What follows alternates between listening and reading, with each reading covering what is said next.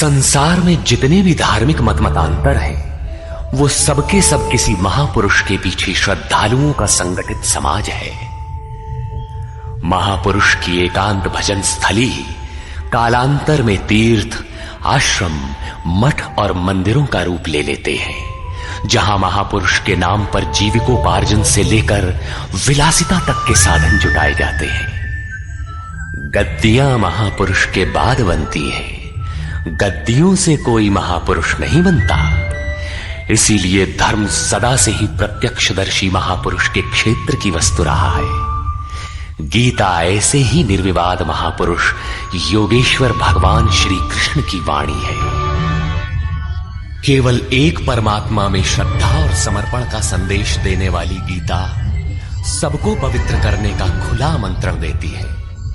सृष्टि में कहीं भी रहने वाले अमीर अथवा गरीब, कुलीन तथा आदिवासी, पुण्यात्मा और पापी, स्त्री और पुरुष, सदाचारी एवं अत्यंत दुराचारी, सबका इसमें प्रवेश है।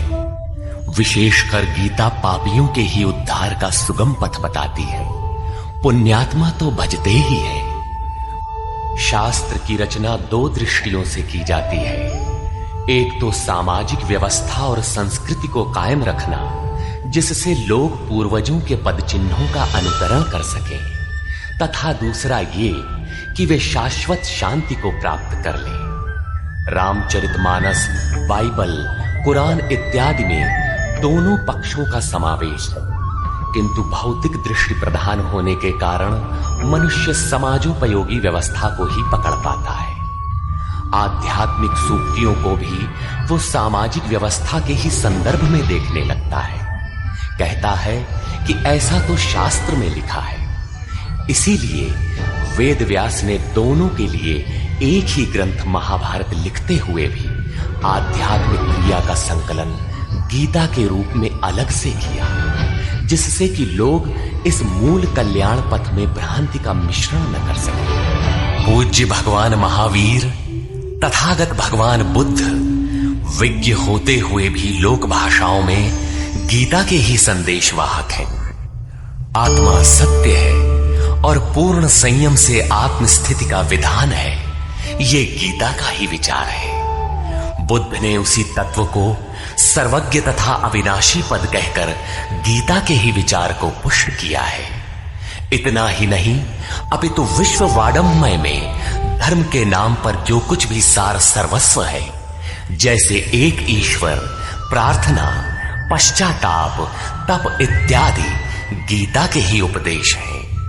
संसार में प्रचलित सभी धर्म गीता की दूरस्थ प्रतिध्वनि मात्र है। भारत की लोक गाथाओं में है कि सुकरात की शिष्य परंपरा के मनीषी अरस्तु ने अपने शिष्य सिकंदर को भारत से गीता ज्ञानी गुरु लाने का निर्देश दिया था। गीता के ही एक ईश्वरवाद को विश्व की विविध भाषाओं में मूसा, ईसा तथा अनेक सूफी महात्माओं ने फैलाया। भाषांतर होने से ये पृथक पृथक प्रतीत होते हैं, किंतु सिद्धांत गीता के ही है। अतः गीता मानव मात्र का अतर्क्य धर्मशास्त्र है। गीता किसी विशेष व्यक्ति, किसी जाति, वर्ग, पंथ, देश काल या किसी रूढ़िग्रस्त संप्रदाय का ग्रंथ नहीं है, बल्कि ये सार्वलौकिक तथा सार्वकालिक धर्मशास्त्र है। ये प्रत्येक देश, प्रत्येक जाति, प्रत्येक आयु के, प्रत्येक स्त्री पुरुष के लिए, सबके लिए है। सचमुच गीता संपूर्ण मानव जाति का धर्मशास्त्र है। और कितने गौरव की बात है कि गीता आपका धर्मशास्त्र है। अपने बच्चों को हम शिक्षा दिलाते हैं कि वो अच्छे संस्कारों का अर्जन करें। अच्छे संस्कारों का आशय लोग लेते हैं कि वो अपनी रोजी रोटी, आवास, विकास की समस्याओं को हल कर ले। ईश्वर की ओर किसी का ध्यान ही नहीं है। किसी के पास इतना कुछ है कि प्रभु को पुकारने की आवश्यकता ही नहीं समझता। किंतु ये सब कुछ पार्थिव ही तो है।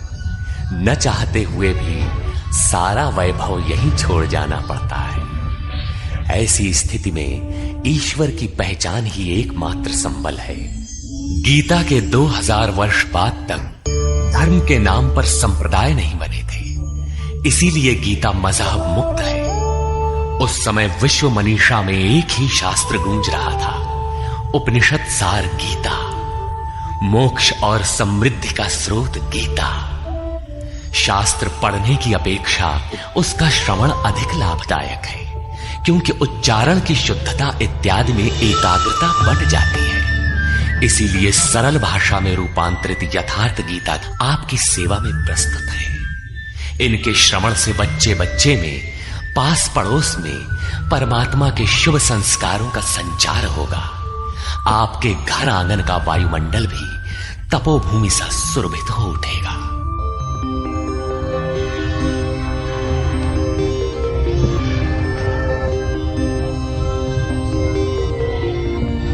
हमारे चैनल को सब्सक्राइब करें और सनातन धर्म का प्रचार करें। जय श्री राम।